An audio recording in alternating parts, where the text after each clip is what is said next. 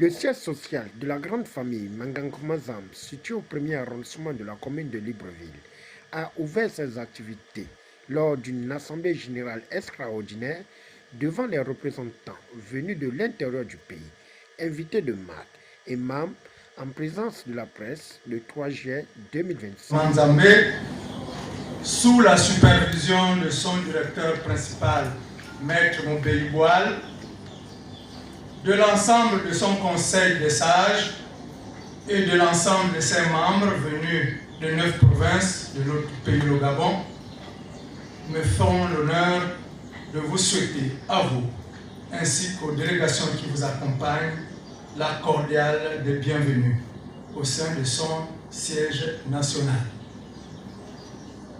Votre présence dans ce lieu rehausse l'éclat de la présente cérémonie d'ouverture des assises de la seule première assemblée générale extraordinaire de l'Association nationale Marangaman Zambie. Ces assises permettront aux délégués venus de 9 provinces de réfléchir sur le devenir de notre grande association. C'est l'occasion de montrer à la face du monde que les valeurs d'éthique, de probité morale, d'humanisme, des traditions thérapeutiques sont des pratiques enracinées dans les profondeurs de nos origines ancestrales.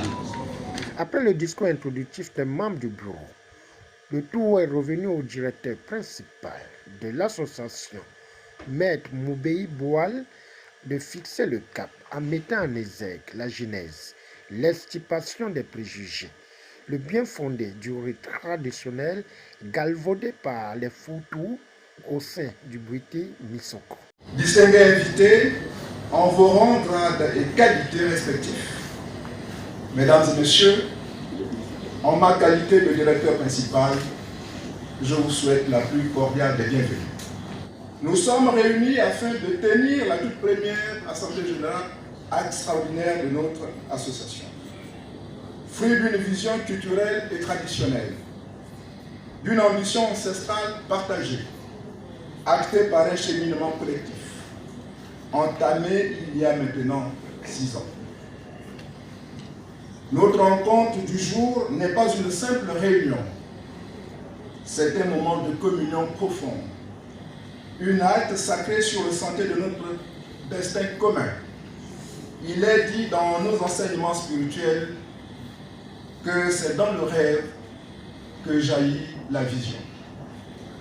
Celle-ci oriente le chemin et c'est par l'action que se concrétisent les œuvres de destinée. Nous avons cru, Elisabeth Anna a ouvert la voie. Nous avons imploré et nos ancêtres ont écouté.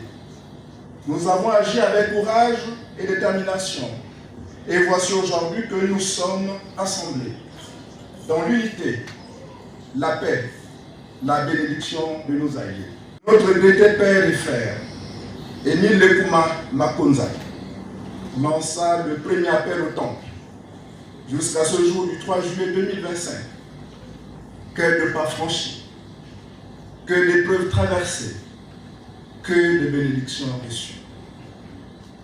Des rituels fondateurs au domaine du SICA, en passant par l'Assemblée générale constitutive de salles et manières, la reconnaissance légale par l'État et l'installation progressive de nos antennes provinciales, l'ANEM, s'est levée, digne, forte, sur les fondations de nos racines, de notre science et de notre mémoire. Nous exprimons ici notre reconnaissance profonde à tous, et notamment au Conseil des sages, les gardiens vigilants de notre rite. Aux écuries, au temple fondateur, qui ont cru dès le départ à cette vision, y ont engagé leur parole, leur énergie et leur savoir.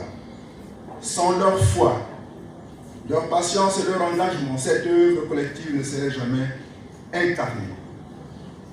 Nous saluons aussi particulièrement l'engagement constant des femmes, gardiennes de la vie et piliers invisibles de notre action. L'ensemble de savoir curatif. Elle est une voie d'équilibre entre le corps, l'esprit et l'âme.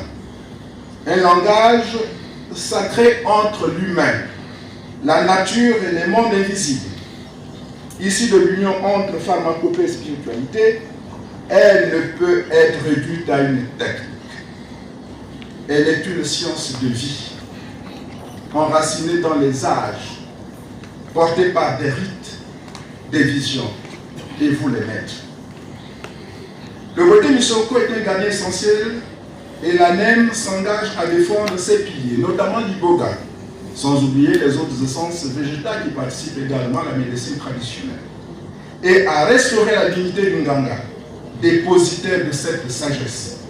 Dans un monde en déséquilibre, cette médecine reste une réponse sacrée. Le Boté Missoko souffre de ses détournements, de ses caricatures, de ses altérations. Il souffre d'une quête de pouvoir sans mérite et dignité, de visibilité sans humilité, de savoir sans transmission.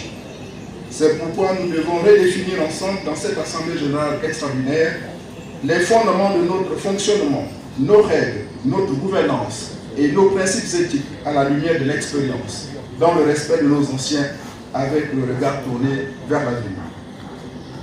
Traditionnaliste, animiste, je nous interpelle au travail, car personne ne viendra le faire à notre place.